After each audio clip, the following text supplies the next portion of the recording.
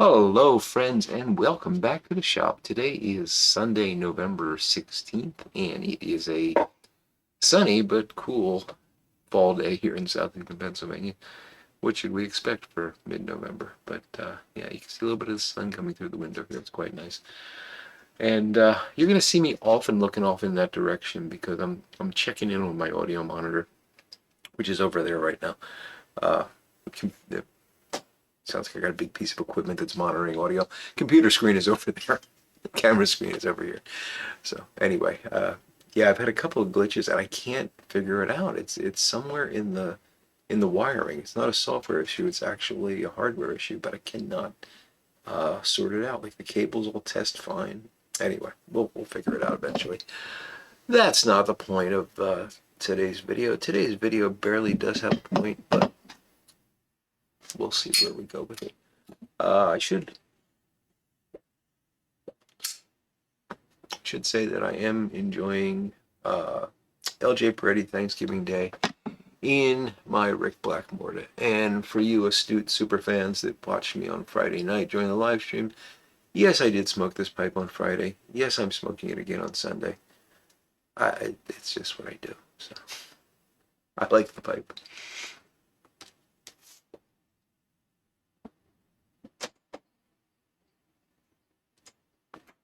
So you likely saw my video on Thursday that I posted, or maybe my Instagram post, or maybe you were on the live stream and you heard a little bit about it. But my brother Scott passed away on Thursday.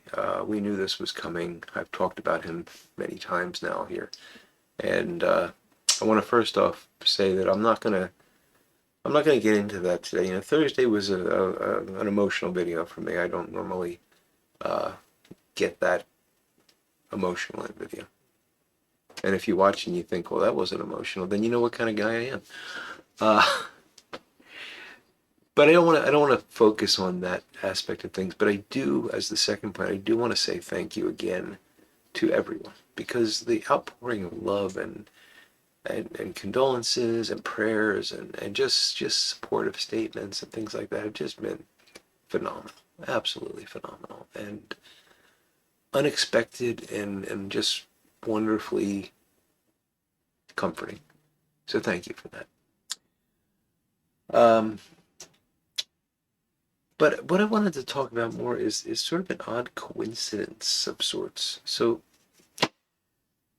I was thinking over the past couple of days, you know, my dad died, was November 11th a few years back. And my brother died on November 13th.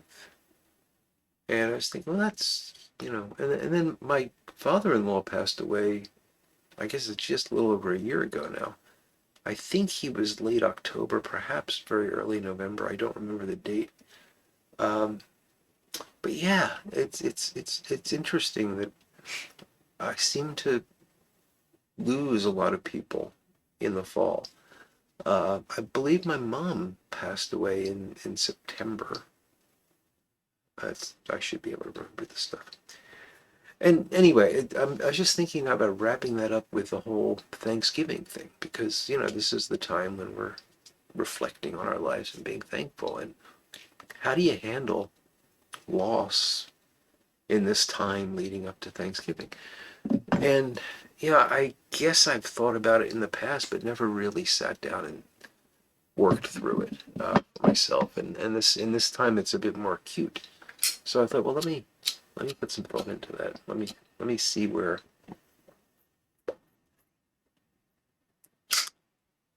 the mind goes.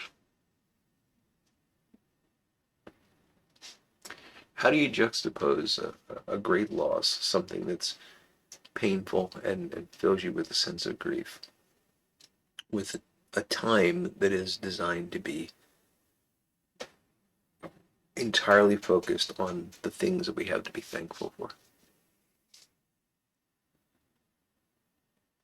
Seems impossible on the surface, right?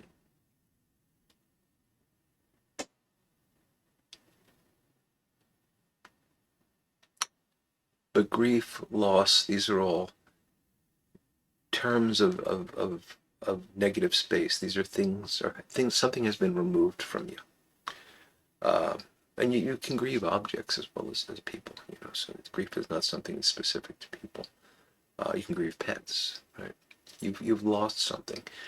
Uh, Freud, not that I'm a Freudian and not that I really respect Freud's approach very much, but one of the things I liked that Freud said was that grief is anger turned inward. And it when you lose something, like a physical object, you misplace it. The feeling that you have is that you're mad at yourself for not knowing where it is. Okay? And you can think of that as in a sense when someone passes away, you're angry at them for not being there. But you have no place to place this anger. You can't be mad at the person for passing away, but your mind wants to apply that emotion of anger to them, because they're not there. They should be there and they're not, and that disturbs me. So therefore, I'm mad about it. So what do you do with that anger? Well, you got to put it somewhere, and you turn it inward. That was Freud's idea. I'm not saying it's true. I just think it's a interesting way to think about grief and loss. And again, it can be anything we lose. So why do we feel that sense of loss? Why do we, let's make it really simple. I put my favorite screwdriver down here, and it's not here anymore, and it's been 2 weeks, and I think it might have gone in the trash. And the trash is gone. What am I going to, how can I be thankful for that? And of course I can't. But I can think about what a great screwdriver it was. And I can think about the times I've used it. This analogy is obviously going to get kind of silly. I can think about that one really tough screw that I just couldn't, no other screwdriver would work, but it just fit my hand perfectly. I can think about how well it fit my hand. Maybe I reshaped the handle. Maybe I made a new handle for it. Maybe I picked it up at a yard sale and it was all rusty and I cleaned it up. And you can think about those things. And when you think about those things, you think about how that thing enriched your life. And that's something to be thankful for. You're thankful for the good stuff.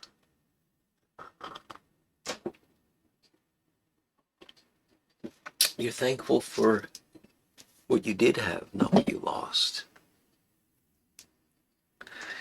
And this is important because we need these cycles in our life. We need Thanksgiving. We need a time of year where we can reflect and say, it's pretty good. It's pretty good, and I'm thankful for that. We need Easter, a time of rebirth and renewal. Renewal of faith, renewal of the land, renewal of the crops, renewal of the world around us, nature in general. The world wakes up at Easter. And of course, if you're a Christian, it's very much about a renewal of faith, and rebirth. We need that. It's part of the cycle. When my grandfather passed away, many years ago now, he passed away just before Easter. In fact, his funeral had to be delayed because of the Easter celebration. I'm blanking on the word, but he died during Lent basically, and he could not be buried until after Easter. And I love my grandfather dearly, and it was a terrible loss. But my mom, she never recovered from that. I don't think she ever came to terms with the loss of her father.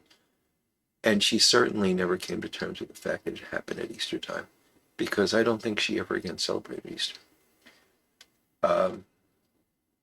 She probably did some, surface level stuff for the kids, for my nieces and nephews when they were little, but she never, sent out an Easter card or Happy Easter or anything like that. She just was, it wasn't important anymore. It wasn't something she wanted to do.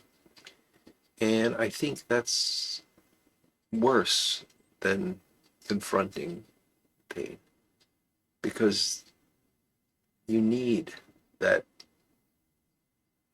landmark in your year. And you need the landmark of Thanksgiving in your year.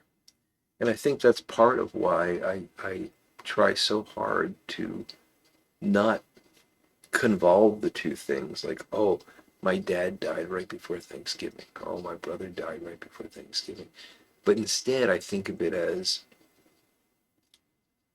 my father passed away close to Thanksgiving, and that gives me an opportunity to be thankful for all the time I spent with him, for all the things we did together, for all the things he taught me.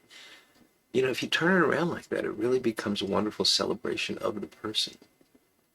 So, audio monitors still work. So I hope I made some sense there, because I really was, I wanted to think through this for myself, and unfortunately sometimes you're the guinea pigs.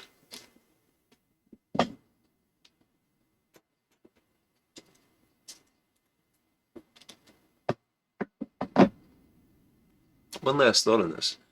I'm not trying to say that in any way makes it easy. I'm not trying to say that there's not grief. Though those things are unavoidable, you know. And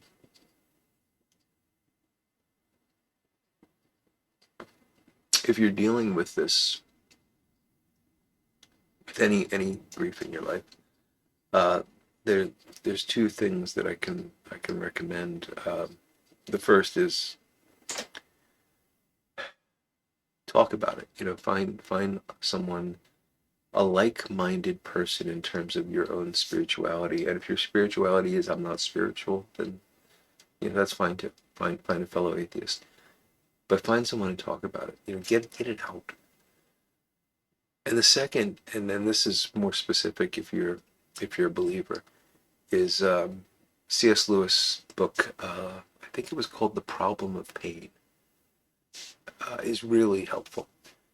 A little bit of a dense read in the beginning, but it's worth it, and I highly recommend that. But most importantly, talk about it, because it's not.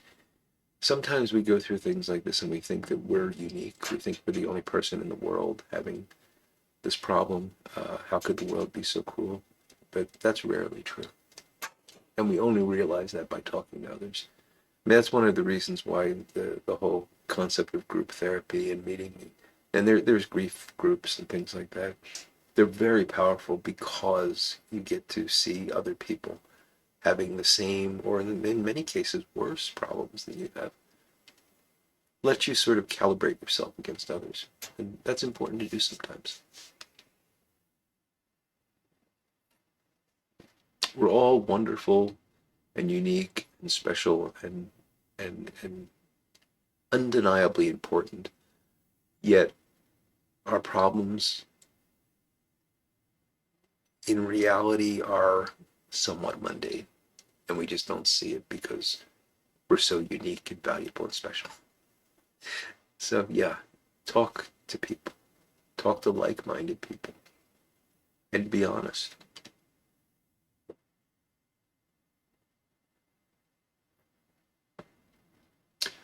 All right, so moving on from that, got a lot of leaves moved. I had the day off on Friday and also on Saturday, and you know, keeping my hands busy helps keep my mind busy. So I've obviously been very much into work the past few days. Uh, Back to real work tomorrow, staring at a computer, typing things, which is fine. Oh, and getting interrupted repeatedly by people that should know better but don't. So that's tomorrow. Today, not a lot planned. Gonna putter down here in the shop. I've got a couple projects going on. One of which you'll probably hear about in the not too distant future. Getting back into some shop video plans over the winter, and I'm really hoping that I can get that rolling. I am looking at new cameras. I really want to get something that will be better for benchtop shots or fly tying shots, things like that, because I want to do both of those. And I talked about this on Friday night, and I'd be interested in your opinions on it. But I'm trying to think of something I can do with all the footage that's just extra, because there's a lot of stuff there. I got to cut a lot of stuff out to make one of those pipe restoration videos, and I always feel bad about just tossing it. And I was thinking about a second channel or some kind of subscription only thing or something like that. Not as a money raiser, but just as a way to people that are interested in it can have it, that kind of thing. Anyway, let me get off. We'll be back on Friday night with a live stream. We got stuff planned. Santa's scheduled. I don't remember the date. Phil, if you're watching, I'm bumping you to next year. Sorry.